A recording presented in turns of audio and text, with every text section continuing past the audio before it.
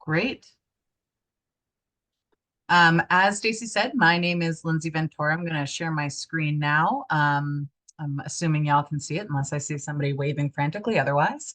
So I am the Clinical Research Program Manager for the Transplant Center. And today we're going to be talking about some of our active protocols. We'll be talking about some past protocols. But first, I'm going to kind of just do a rundown on kind of all the ins and outs of of research, as it is a complex topic. And I truly feel the more educated we are about our health and about different opportunities such as research, the more empowered we feel to take part in such things. So with that, as Stacy said, we will be recording today's program. It'll be available in about a week. If you did register, you will get an email for that link, an email with that link. We do ask that throughout today's program that you don't use your full name. You can change your display name by using the menu function to get rid of your last name just for your own privacy. But we do encourage all of you to use the chat feature throughout the program to submit questions.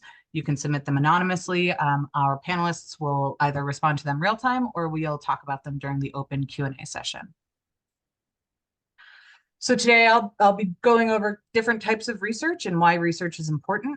We'll be talking about some of the evolution of clinical research, so some historical issues, safeguards and protections, as well as kind of the future of research, which is very much personalized and precision medicine. I'll be sharing some resources and then kicking it over to our panel who are representatives from our different transplant programs to talk about various protocols, and then we will have an open session question and answer. So just a general overview of different types of clinical research. So many different forms of research exist. Some are interventional.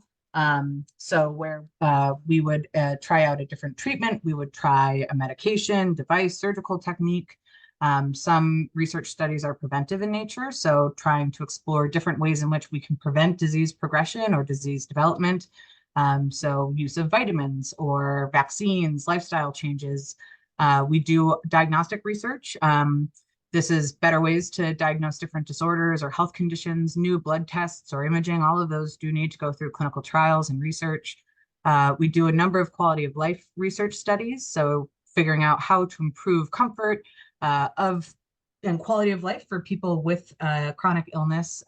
This could be patient questionnaires delivered at different time points. It could be providing new resources like introduction of palliative care into your care team. We do genetic studies where we look to improve prediction of health conditions and try to identify different genes and how they may be linked to illnesses. And this involves sequencing or running out the code of your genome. And as I said earlier, we'll get into it a little bit later, but personalized precision medicine would fall here. And then epidemiological studies where we try to identify different patterns of diseases, causes, conditions in different groups of people and what factors may contribute to that. You may also hear about phases in clinical trials. So most clinical trials for medications have to go through multiple different phases. The first phase is called first in humans. It's when we test an experimental medication on a small group of people, ensure that it's safe, determine kind of what the best dosage is, and identify any negative side effects. At phase 2, that same medication is then tried out in a larger group of people, again, evaluating how effective it is and further evaluating how safe it is. And then going into phase 3, where a larger group of people is engaged, make sure that it is effective as we think it will be, monitor side effects, and compare it to other medications that may already be on the market. And then phase 4, which tend to be called post-market studies. Basically, it's once the medication is already available for wide use, we just continue to collect additional data on drug use, risks, and benefits. So throughout today's program, you'll hear actually about a number of different types of these research, and you may hear about different protocols as throughout your care at MGH as well. Why does clinical research matter? I know we often talk about transplant as the gift of life, but in some way, clinical research is as well. It's identifying new ways to advance healthcare and medicine. It advances prevention, diagnosis, and treatment. It allows us to better understand and answer questions about safety and effectiveness of medications and therapies. Truly, any groundbreaking scientific advance has had to go through a clinical trial. So The way that we get to things like being able to even do an organ transplant is through clinical research and trying and trial and error a lot of times, but very safeguarded, which we'll talk about as well. So there, is a longstanding kind of mistrust in clinical trials. So I do want to go over kind of the historical perspective, where this may come from, and just give a general overview. So throughout the history, our history, there's been a number of unethical approaches to research, and a lot of these gave rise directly to the protections that we now have in place for individuals involved in research. So during World War II, Nazis did conduct really awful research on inmates in their camp and concentration camps. They included children. They did not get consent from patients or prisoners, essentially. Willowbrook State School, which was made famous by Geraldo Rivera, also conducted some unethical research where they intentionally infected children with hepatitis and used coercive means to get consent from parents, basically telling parents who had very little other options that their children could jump the line and be put into a nice new clean research ward if they were to take part in this research. But the risks and the benefits really were not clearly spelled out. Henrietta Lacks has been in the news quite a bit in the last 10 years or so. She is a Black woman who died in 1951 of aggressive cervical cancer. Her doctors, while they were diagnosing her and treating her, took some of her cells to look at and gave some of the extra samples to another researcher who realized that these cells could grow and replicate kind of in infinity. So they created an immortalized cell line from her tumor cells called HeLa cells, which have contributed to most of the major scientific breakthroughs of the last 60 years or so. In 2013, researchers sequenced her entire cell line and put that data online, which then unfortunately revealed information about her family members because her name was so widely publicized because of how unique her cells were. In 2013, the NIH actually reached an agreement with the family where they established how a data use agreement so that interested research can still access that sequence, but it's not publicly available. And I think a long time coming, it also requires anyone who utilizes her information in the genome sequence to acknowledge Henrietta Lacks's contributions to science and to that study. So I think it's very important that, we appreciate where we were so that we can really understand where we are now. And I think the most well-known unethical research study is the Tuskegee experiment. Starting in 1934, the United States Public Health Service started to enroll Black men from a certain area, in Alabama, and they told them that they were doing treatment for bad blood, which is just a general term for things like anemia or, kind of a general bucket term. The treatment involved blood tests, x-rays, spinal taps, and autopsies. Unfortunately, they also hired a nurse to ensure that patients could get to their visits. And they did do some coercive compensation where they would provide hot meals, which during the Great Depression was a very big compensation package. But they did more than that. They also actively prevented these men from accessing treatment. They told doctors not to treat them. They removed them from the Army to ensure they would not be diagnosed and treated. In 1943-44, penicillin became the standard treatment for syphilis, and men were denied access to that, despite the same people conducting the study, the USPHS, running these big rapid treatment centers where they were actively testing and treating syphilis with penicillin. Again, the study proceeded well after a cure or treatment for syphilis was identified. And the USPHS continued the study, again, not allowing access to the treatments, saying that, there was no need to treat these patients because it couldn't stop disease progression despite evidence otherwise. Finally, in 1972, a whistleblower leaked information to the New York Times, which led to the end of the Tuskegee study. And actually, up until today, there are 10 surviving children of participants who continue to receive health and medical benefits from the lawsuit that came out of the Tuskegee study. I know I've heard a lot of people talk about this study. they gave them syphilis. I think that this is something that we've all heard about, but not necessarily know the details about. But I think it's very important to, again, understand why there is this mistrust in research, but even more so, what does it mean now? So a lot of these studies, these unethical research studies, directly led to a lot of the regulations that we now have to protect human subjects. So directly out of what happened with the war crimes of Nazi doctors, we developed the Nuremberg Code, which created rules for voluntary consent, that research must have scientific merit. The benefits must outweigh the risk, and a subject can terminate their participation at any time. The Belmont Report, True, and the National Research Act really was directly from Tuskegee, where it identified basic principles and guidelines that address ethical issues within human subject research, and really created requirements for research that the regulations were based upon this report. Things like internal review boards were established. An internal review board, or an IRB, are the groups that oversee research. They ensure that risks to subjects are minimized, that they are reasonable in relation to any anticipated benefit, and that it will advance scientific knowledge and have that scientific merit.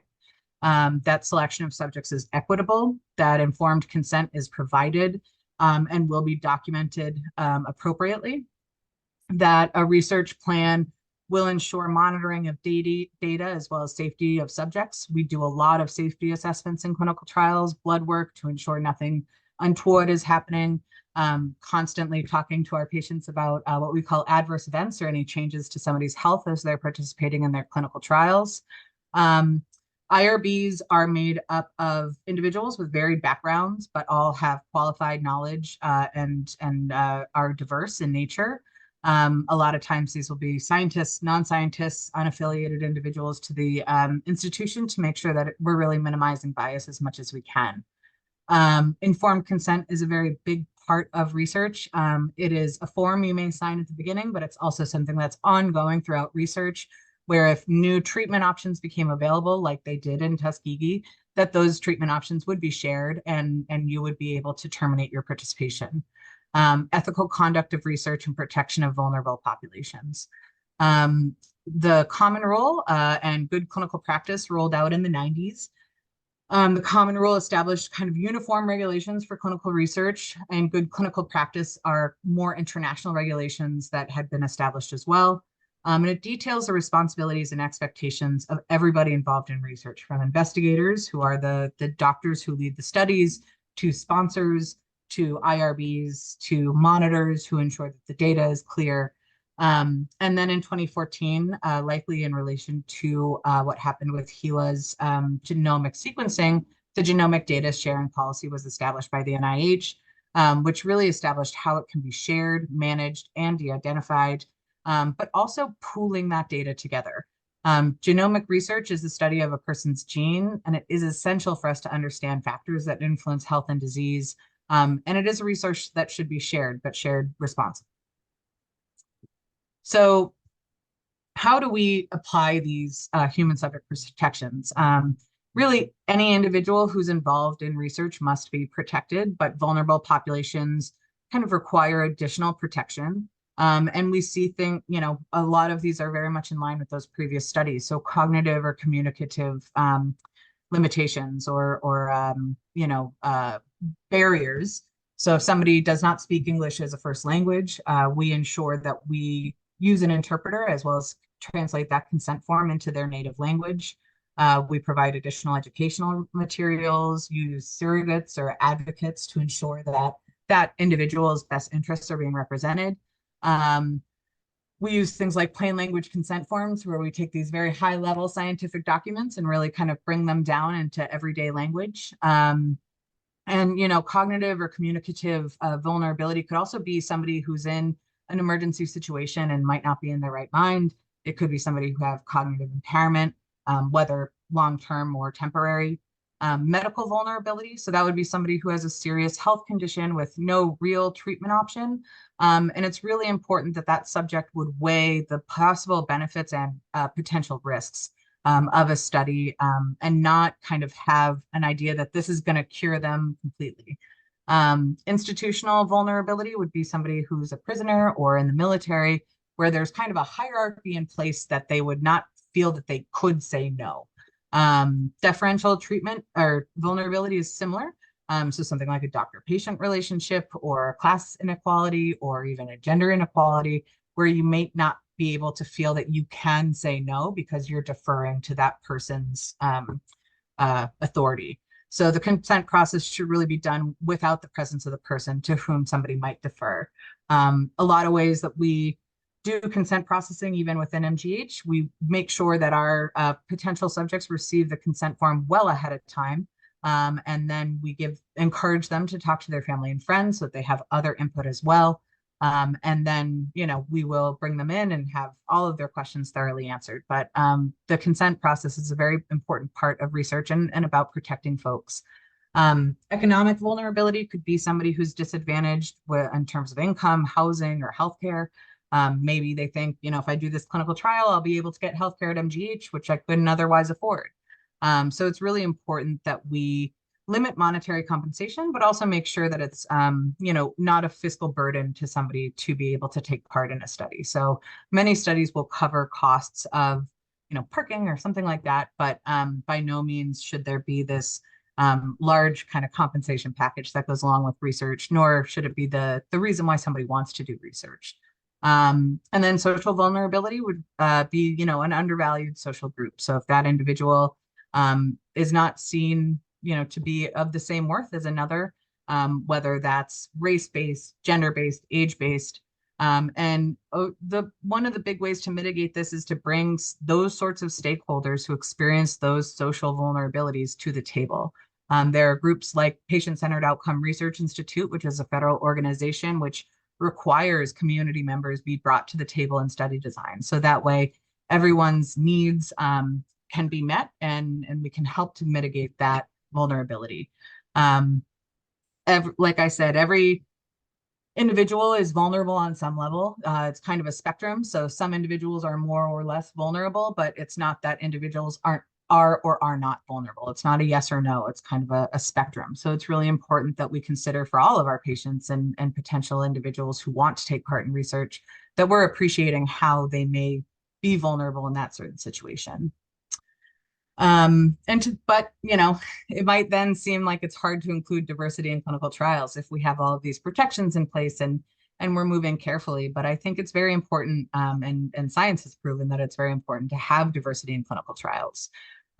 So without diversity, we don't have kind of the true data set of humanity. So in order to take a clinical trial, which, as we talked about earlier, some are smaller, some are bigger, and be able to extrapolate that information out into a population setting, it's really important that we have representation of all of different types of people as well as proper data collection that may impact health.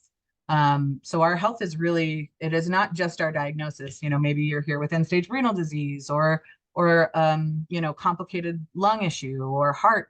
But truly it's all of the other medical conditions that go into it. It's your age, your biological sex, your pregnancy status, your lived experience, stress, or tough times in life can really impact our overall health, our general lifestyle, whether those are healthy or unhealthy behaviors, sexual orientation, socioeconomic status, environmental conditions, genetic variation.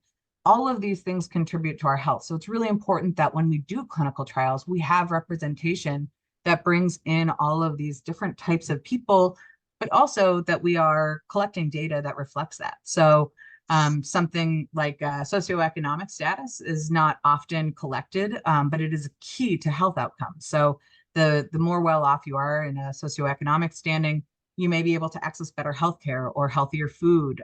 You'll be able to pay for your medication, but it's a rarely collected data point. They actually looked at randomized clinical trials from 2015 to 19, and less than 15% of studies showed socioeconomic status. So that's a big kind of missing data point that could then help us to generalize across populations as well as tailor interventions accordingly. When we don't have diversity in clinical trials, clear gaps in knowledge develop. It can lead to a skewed understanding of diseases or conditions, various preventive factors or treatment effectiveness. It'll really affect our quality of healthcare decision-making, ability to understand that person's risk factor, and then also optimal treatment response across groups. So some real life experiences of kind of why diversity is important. During COVID-19, we absolutely saw that it disproportionately affected racial and ethnic minority populations. Thus, when the vaccine was in development, it was essential that we had that sort of diversity in clinical trials to be sure that it would work in that population that was most hard hit.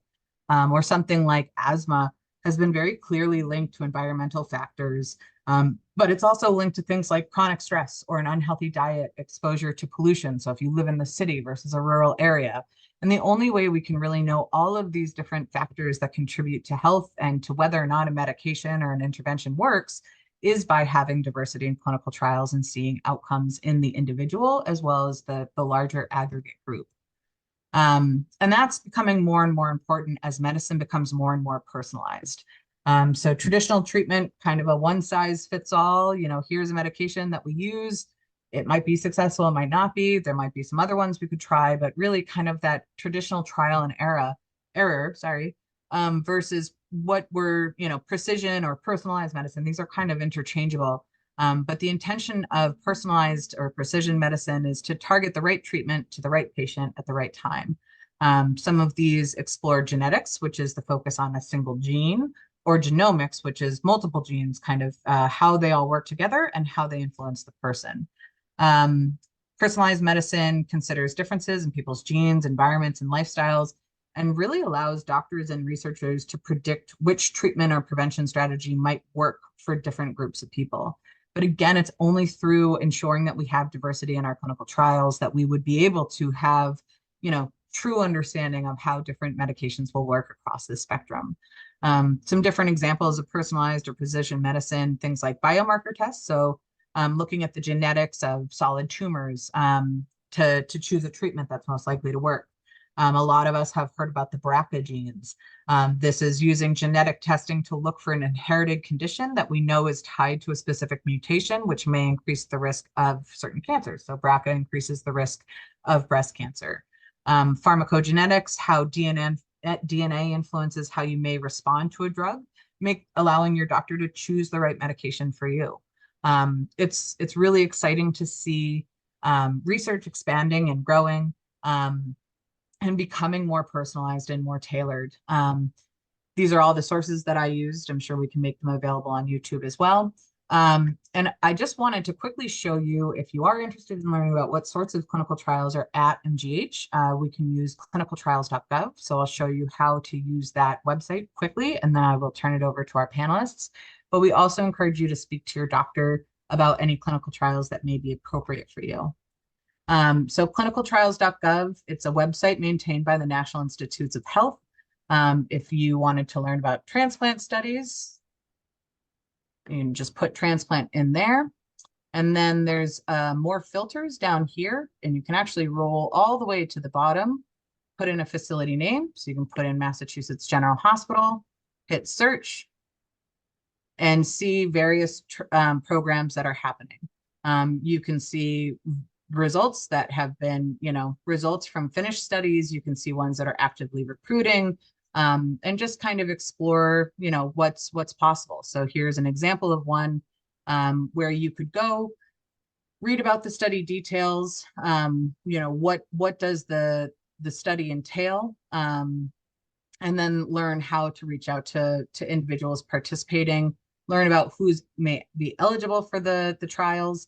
And again, these are all publicly available information. So if you're ever interested in what types of research are happening here at MGH beyond what we're sharing today, we would love to, you can certainly use that as a resource.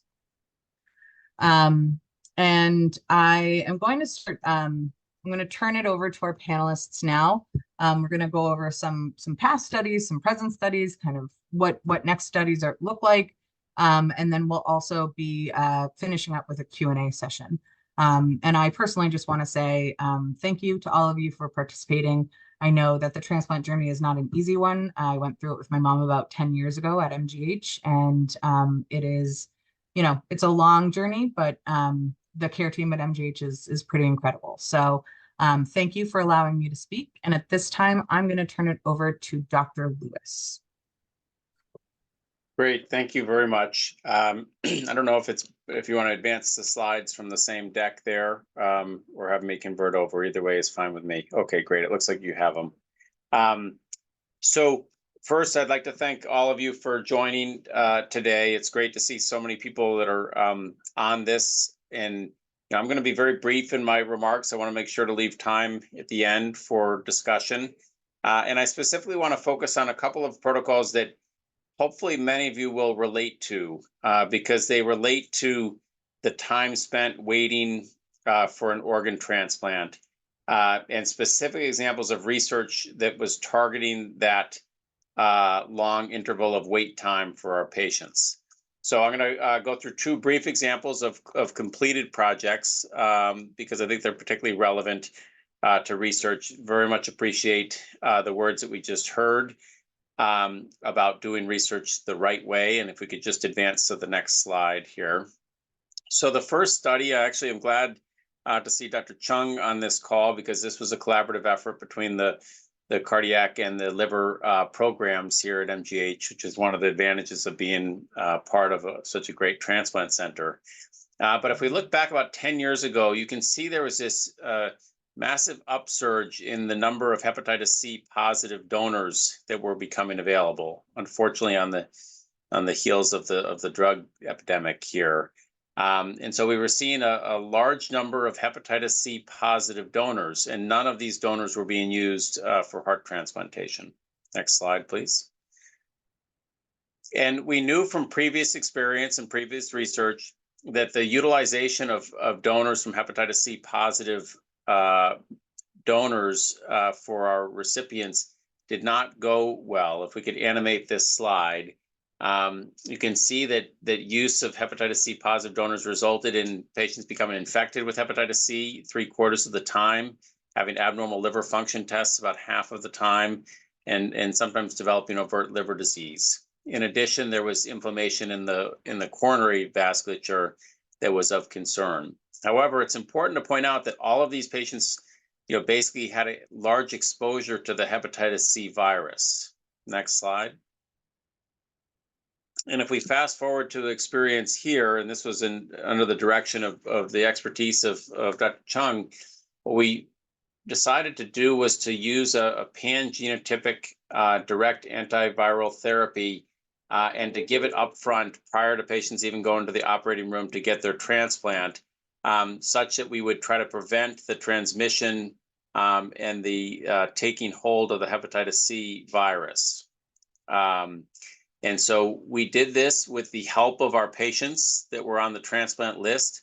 Somewhat remarkably, you can see that we assessed 55 patients for eligibility among those listed for heart transplantation, and 52 of those patients elected to participate in the study. All of them underwent the informed consent process that Lindsay just described. And then what we did is we followed them. They could either get a hepatitis C positive or traditional heart transplantation with a hepatitis C negative donor, whichever came along first. And what you can see on the right-hand panel of this slide is that it dramatically reduced the amount of time people were waiting for transplant. So you can see on average, the median amount of time waiting after patients signed consent for this protocol was 7 days from the time of consent to the time of transplant, because there was such a wealth of these organs available. And this was done with confidence that we would be able to effectively treat the virus in these patients who received hepatitis C positive hearts. And indeed, you can see there was 100% sustained viremic response, meaning the patients did not have evidence of the hepatitis C virus. And all of these patients tolerated their course of the MAVRIT treatment that extended from the time that they went down to the operating room to get the heart transplant to the period post-transplant for 12 weeks. Next slide. And fortunately, the patient survival was excellent. You can see the red line here showing all of the patients that were enrolled in this clinical trial did very well. We compared them to our historic controls, and we published this data now about 5 years ago. And this has become part of our standard of care practice. Approximately 20% of our heart transplants since that time are hepatitis C positive donors, and you can see they do just as well as those that are hepatitis C negative. Next slide. A second study along similar lines was to look at other ways to expand the donor pool.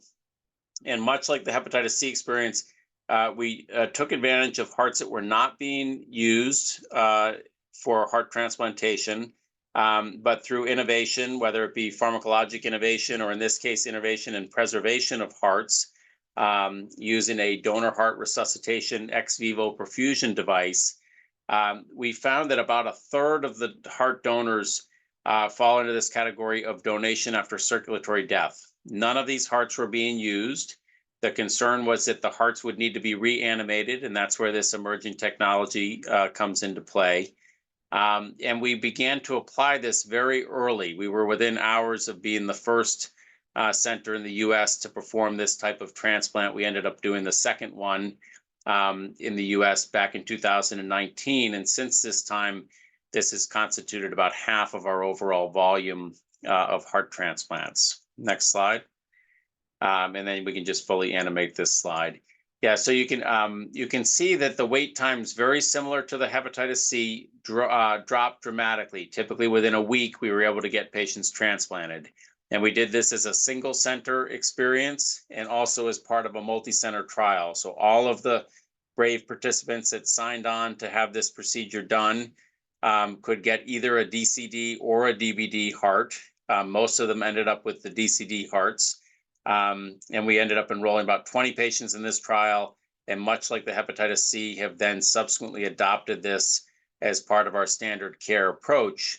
But by virtue of doing the research study, by virtue of enrolling patients in a trial and very carefully following their outcomes, we were able to advance the care of patients and expand the donor pool.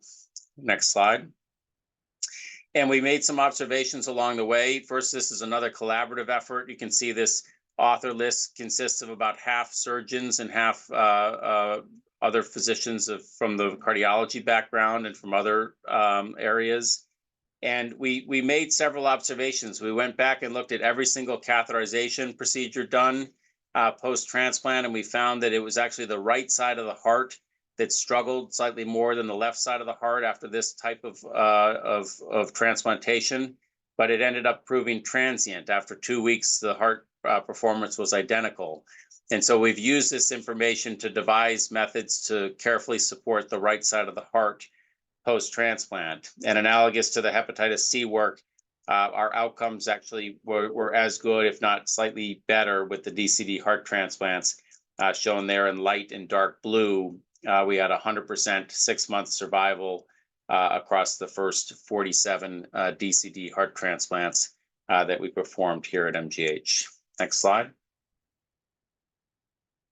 So I'll stop there. This is very much a team effort. The patients are at the center of the team who entrust us with doing research-based care, and I am thoroughly convinced that if you conduct research in an appropriate manner, as you've heard from Lindsay, that you will significantly advance the care of your patients while also advancing the care of many others. Thank you. Thank you so much, Dr. Lewis. I appreciate that. And it's truly incredible to see what was once the leading cause for liver transplantation, hepatitis C, can now be life-saving for so many other individuals. We're now going to turn it over to Dr. Nahal Elias, who will talk about a kidney transplant protocol that we have going on right now. Thank you very much, Lindsay, and excellent work, Greg. Thank you for showing that. And similarly, on the kidney side, and the kidney, as we all know, is the largest volume program at MGH as well as across the country. And we do have this one study that I wanted to emphasize, which focuses on immunosuppression post-kidney transplant. And just like every other transplant recipients must take immunosuppression medication to prevent rejection. And the main drug that we've been using for many years is tacrolimus, or some of you know it as Prograf, and has been the cornerstone of immunosuppression and medication since it was first used in 1989. And before that, for about 20 years, its predecessor, cyclosporin, and some of you who were transplanted earlier would take that. Tacrolimus was great in providing excellent 1-year patient and graft survival for all types of transplants, and specifically on the kidney side. Before cyclosporin was discovered, 1-year kidney survival was about 50% or less, and that went up to over 90% within a short period of time. We don't believe that there's any drug that made as much of an influence ever. The trouble with tacrolimus is that it does have long-term side effects, and that could impact the longevity of the kidney in some patients from lasting too long. That's one of the trouble pieces that we see frequently, that kidneys are never forever. Essentially, most patients will end up losing their kidney if they live long enough, and that's what happens. And this is why we're looking into opportunities to do something different. So what are we studying? We're studying an investigational medication. It's called teplizumab, combined with 3 approved medications to study the transplant or rejection of the kidney and see if it will improve the long-term survival of the graft or the patient as well. This trial compares the patients who receive this investigational treatment to those who will receive the standard of care. Teplizumab, it's actually not too new of a drug, and we've used it here at MGH for 20 plus years, but it was never picked up and produced in a way that is useful enough, and until recently by a drug company that has picked it up and has the license to use it and is using it in different combinations for other indications. But what we're using it in here is along with belatacept, mycophenolate, and steroids. Mycophenolate is a common immunosuppression, and you see that's also in the standard of care on the right side. The steroids are on both sides. The belatacept is an infusion, and has been approved. Patients get the first dose or the first 2 doses when they're in the hospital. Then they get 2 weeks later an infusion in the clinic, and then monthly infusions. And teplizumab is given in a similar fashion, within 2 infusions at the time of transplant, on the day of transplant, and 3 days later on the day of discharge, usually for the patients. And then the next dose is a month later, and then monthly for 9 months afterward. The study is for 1 year, so we use teplizumab for 9 months, and afterward it's only belatacept. Belatacept is monthly, and as I mentioned, there's an additional dose as 2 weeks. What are we comparing this to? We're comparing it to the standard of care. Anti-thymocyte globulin is a common medication. We use it daily for the first 3 days, the first dose being in the operating room, and then on the next 2 days in the hospital. Then tacrolimus that I mentioned earlier, and then the MPA and steroids, which are in both the investigational and the standard of care. This combination, we believe that it has the opportunity to prevent rejection and diminish the side effect of tacrolimus. It replaces tacrolimus. The disadvantage is that the patient has to come to the hospital to get an infusion, and we facilitated that in our clinic. The advantage is potentially, as we said, to stay off tacrolimus. This is some description for how teplizumab works and how belatacept work. These 2 drugs are essentially working in synchrony to block the cells that drive rejection, what we call lymphocytes or T cells. And one essentially eliminates the cells altogether, while the other blocks them from being activated and start the rejection cascade. Belatacept is approved, as we mentioned.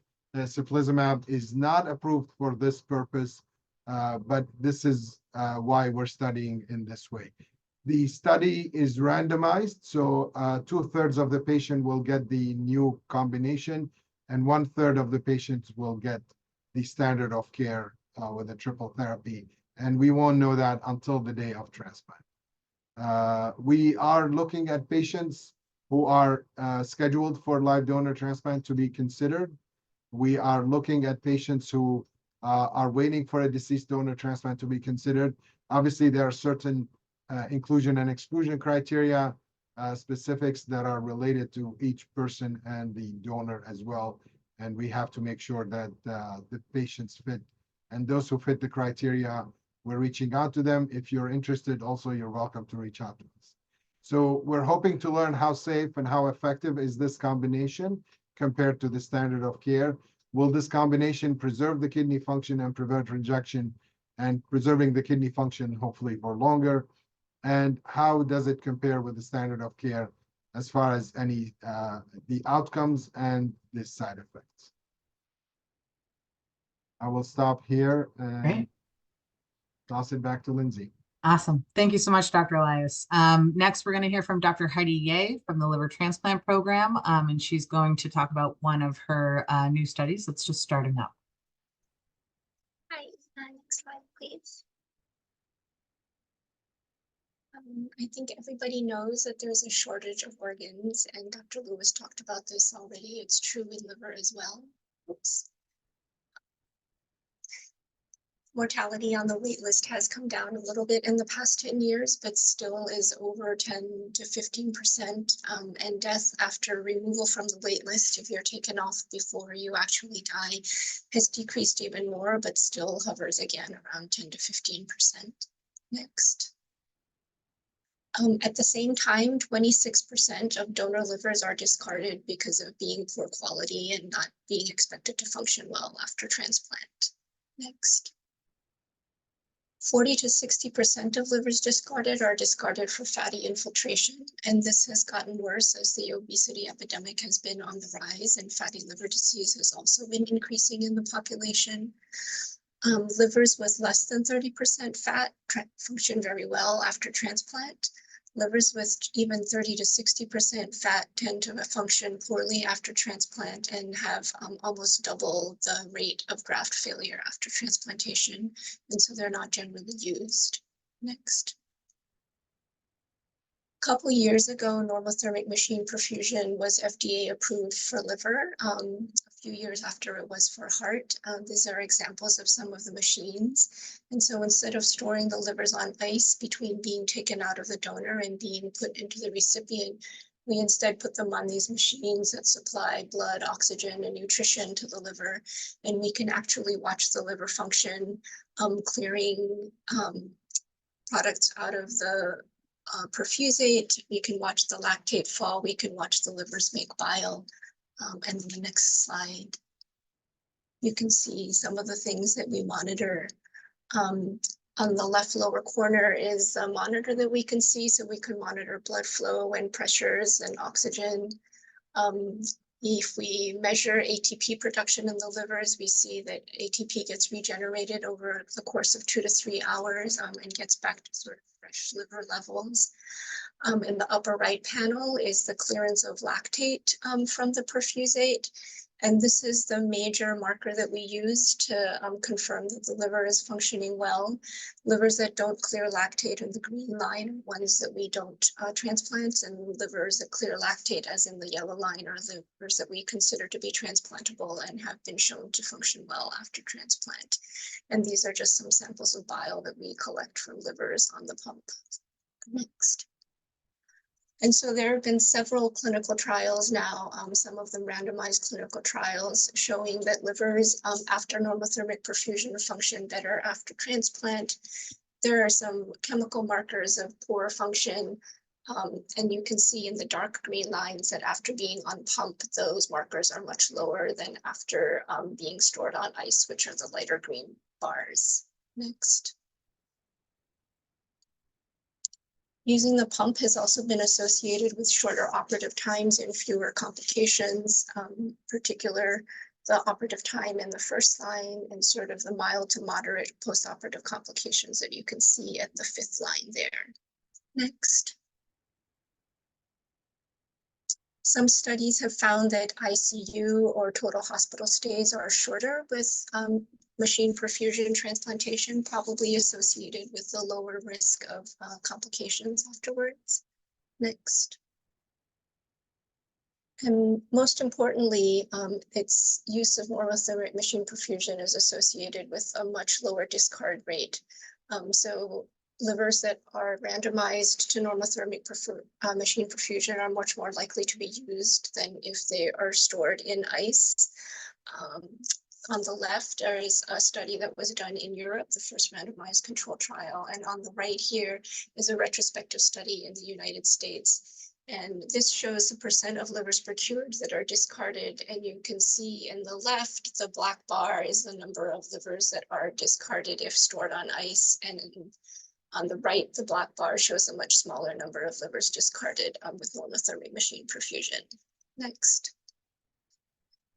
So we took a series of discarded livers and took them to the lab to see if they would meet transplantability criteria. And over 50% of them actually do. And if you average that across all the livers discarded across the country, that could represent an additional 400 livers a year that could be transplanted. Next. And so this study design is targeting in particular the fatty livers earlier, which we know have a much higher rate of graft failure. So we are taking donor livers that have 30 to 60% fat, putting all of them on the pump, normothermic perfusion, watching how it functions and the blood flow and bioproduction. And those that meet criteria will go into the upper arm where they get transplanted into patients, and we'll monitor how they do afterwards. And those that don't meet criteria will be discarded. Next. In addition, we'll be collecting samples from both the perfusate and from the livers so that we can understand on a sort of RNA sequence and gene expression level what makes the livers that don't function well different from the livers that do function well. And we hope that this will give us some ideas for how to intervene and use machine perfusion as a platform to make even those livers that were discarded after machine perfusion transplantable in the future. Next. In addition, we'll be measuring lipidomics and metabolomics to see how fat and energy metabolites differ in fatty livers and non-fatty livers so that we can understand how we can actually mobilize the fat, get it out of the liver during machine perfusion so that it won't even be fatty when we're ready to transplant them. Awesome. I think we'll save questions till the end. But thank you so much, Dr. Ye, for sharing that. It's very exciting to see, all of us looking at new and innovative ways to expand the donor pool. I'm going to now turn over to Dr. Brian Keller from the Lung Transplant Program, who's going to be discussing the All-in-Lung program. Hi, good afternoon, everyone. I hope you've seen how much exciting work is being done here at MGH across all organ systems. And I'm going to talk today just about one clinical trial that we're performing in the lung transplant area. And this is a trial that is just getting started in terms of actually being implemented. And it's studying a new drug called tocilizumab in lung transplantation. And the study is called the All-in-Lung Transplant Study. Next slide. So I do serve on, just disclosures, I do serve on advisory boards and as a consultant for a couple of companies, neither of which is related to the study that I'm going to talk about today. So lung transplantation has been used successfully for the last 40 years as a life-saving therapy for patients with advanced lung disease. However, we know that our outcomes, and if you want to advance the slide, we know that the outcomes in lung transplantation are not where we want them to be. And lung transplant outcomes lag that of the other solid organ transplants. There are probably several factors that are related to this, one of which being the lung is directly exposed to the environment around us. And so it's at risk for exposure to pollutants and infections. But the primary reason that causes patients to live shorter lives after lung transplantation is what's called chronic lung allograft dysfunction, or CLAD. And that's the main cause of death after lung transplant. We do know that there are many factors that can influence the risk of developing CLAD, and this is kind of an alphabet soup of different terms, if you will. Some things like primary graft dysfunction or PGD are injuries that occur at the time of transplant and happen very early after the surgery. Other things like acute rejection, and this can be acute cellular rejection or ACR, or antibody-mediated rejection or AMR, are forms of inflammation that occur later on after transplant. And then we have infections with different viruses, bacteria, and even fungi. And several of these have been linked to the subsequent development of chronic lung allograft dysfunction. Next slide. So we know that inflammation is bad for the lungs. We know that there are several factors that can cause lung inflammation. So the process of the donor dying releases or causes the development of inflammation in the donor before we ever procure the organ for transplantation. The fact of having the organ outside of the body and without a blood supply for a period of time between coming from the donor and being implanted into the recipient can cause what's called ischemia reperfusion injury, and that can lead to inflammation in the donor lungs. And then, as I mentioned, rejection and infection can also lead to inflammation. And through many years of research, we've found that interleukin-6 or IL-6 is a key inflammatory cytokine that is critical to several different types of inflammation. And this includes local inflammation, so in the area around certain cells, inflammation around innate immunity, so these are cells that are like the first responders to things like infection, and then increased activation of T cells and B cells, which can cause different types of rejection that I've talked about. And then finally, interleukin-6 has been associated with the development of fibrosis or scarring in the lungs. And so knowing that IL-6 is a central mediator of all these different processes, scientists, including those at MGH, got the idea, well, can we block IL-6? If you'll advance the slide.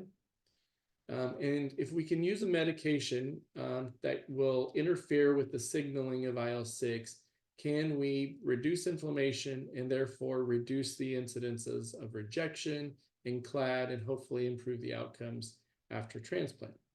And so one such medication is already currently available, and it's called tocilizumab.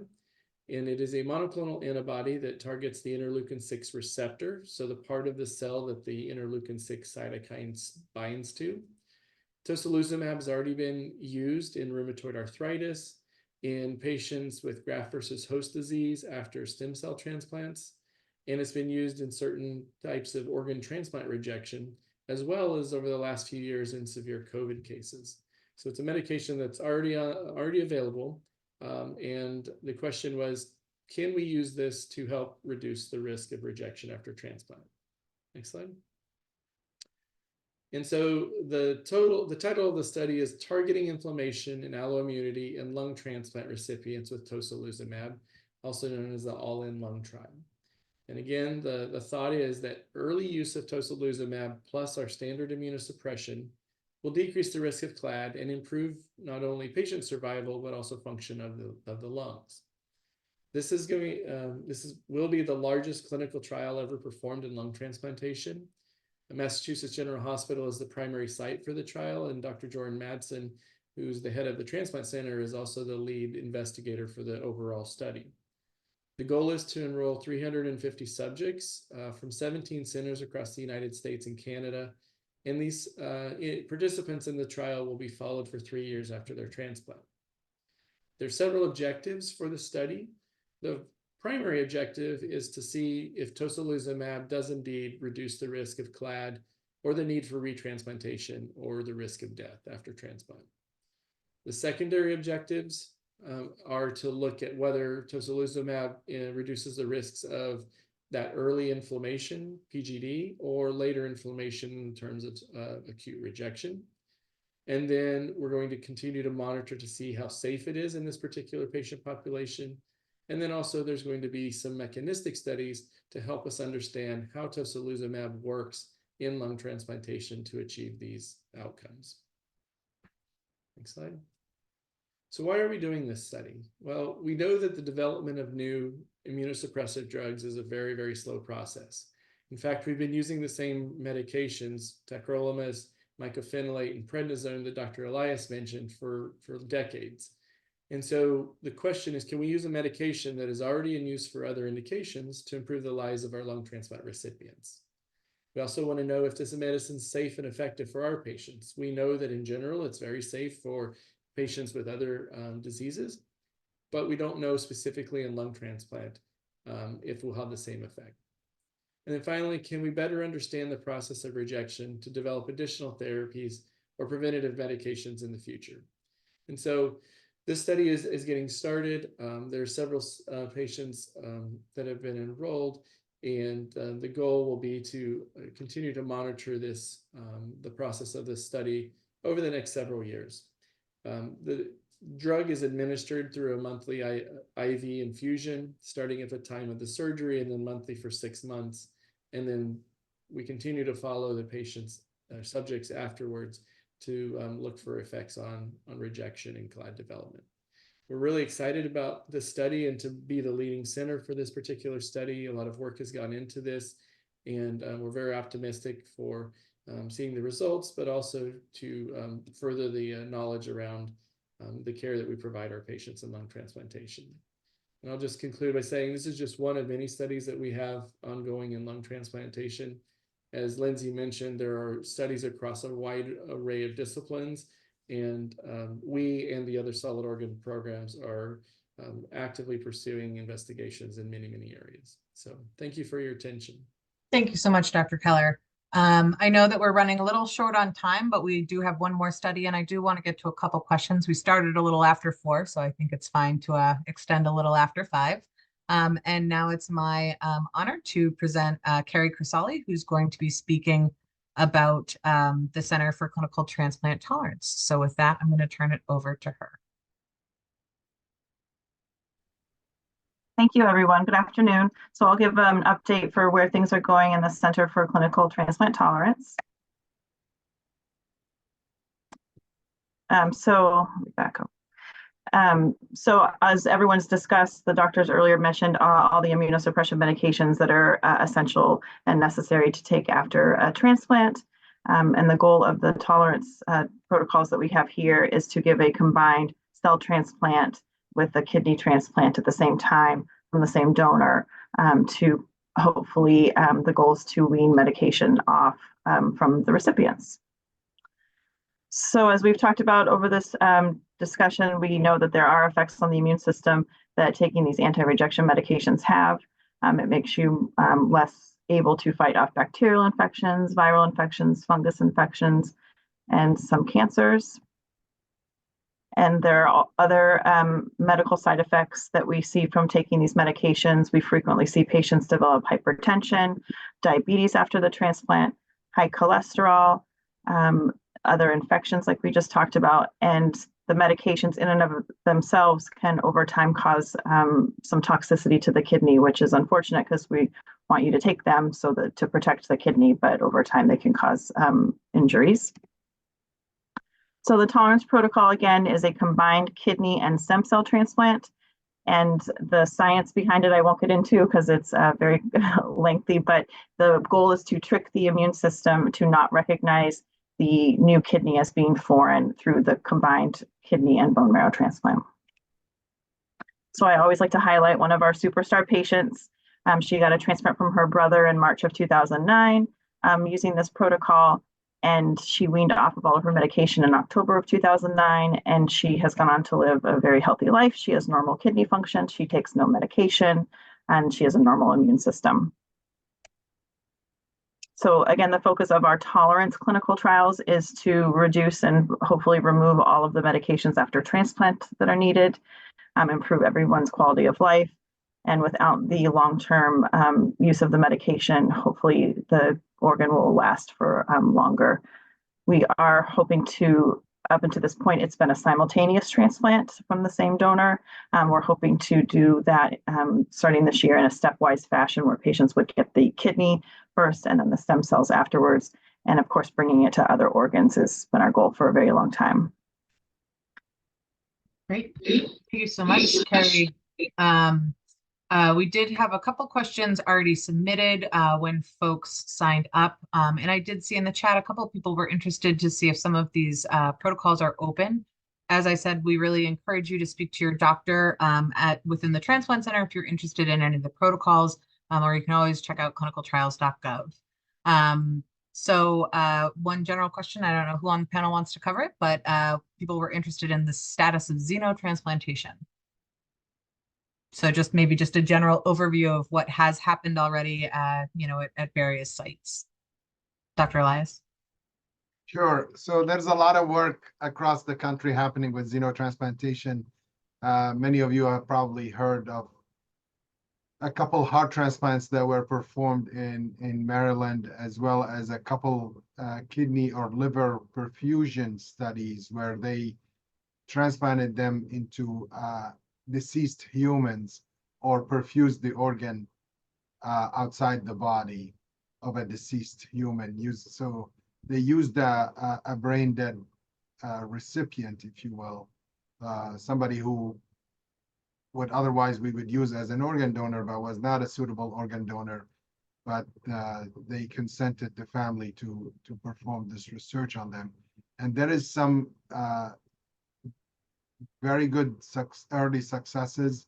There's a lot of genetic modification that has happened over the years, especially with the introduction of CRISPR-Cas system, which is a way to genetically engineer pig organs or any cell. And that's where we're able to identify and essentially make organs that are more suitable for transplantation. And this is what has been experimented with. These organs are changed in a way that they will not be rejected and potentially will work better and will be suitable for humans and have less risks of certain infections that pigs have. And everybody brings up why pigs. Well, pigs are available in multiple sizes, and pigs are being utilized or bred for meat and other use that it would be easy and reasonable to grow pigs and potentially use them. No successful xenotransplant has happened yet for long term. The 2 cases of heart transplant that happened in Maryland had a few months success, but then had some complications. So more and more is being done across the country, and here at MGH, we do great research with that, and we continue to work on it as well throughout the years. Great. Thank you so much, Dr. Elias. The next question was, how close are we to artificial organs? I did a little research myself and did find that folks over in Harvard are working on some bioprinting, which is pretty exciting. But Dr. Ye, did you want to speak to that? You looked like you perked up a little bit. I don't do work on this myself, but there is work going on, including here at MGH, in sort of trying to build artificial organs, both completely artificially and out of organic materials. So taking a scaffold of an existing organ and repopulating it with healthy, fresh cells, and then transplanting those into patients. I would say a lot of progress has been made, but we are not sort of looking at anything in the near future that would be clinically applicable, unfortunately. There are a lot of cell transplantations that's available, and some of those cells are engineered in the lab, but not whole organs yet. Yeah. Yeah, I think we're probably a decade or so out from artificial organs, but fingers crossed. And then one final question that was submitted ahead of time, are there any new surgical techniques for transplant being researched?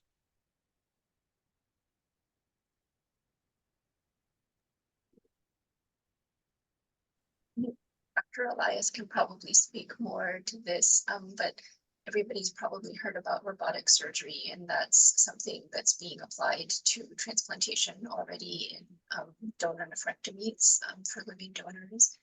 And some centers are using it for the kidney transplant and for liver donors. So I think that as people get more comfortable with that, it will become more applied, especially for specific cases where open surgery might be more difficult than doing robotics. Right. Yeah, I was speaking briefly. I think Dr. Keller had to jump off, but I was speaking briefly with him prior to everybody joining about the new 4-inch incision. And he was explaining that it really only works in a small subset of lung transplant patients because the lungs need to be really kind of small in order to come out of that 4-inch incision. So I know that there's constantly movement being made. Yeah, Dr. Chung. I wanted to add to what Dr. Ye said about approaches to transplantation that don't necessarily involve solid organs. I think cell transplantation to replace some of the very important missing functions in the liver, for instance, is a viable route forward, and the harnessing of one's own cells to expand those cells and harnessing that technology to expand one's own cells is something that's not a pipe dream, but something that I think we can envision as well, where patients can receive in essence expanded versions of their own healthy cells without the need for immunosuppression insofar as these represent technically autologous transplants. So I would say that we should incorporate both organs and cells into the picture here when we're talking about replacing function. Absolutely.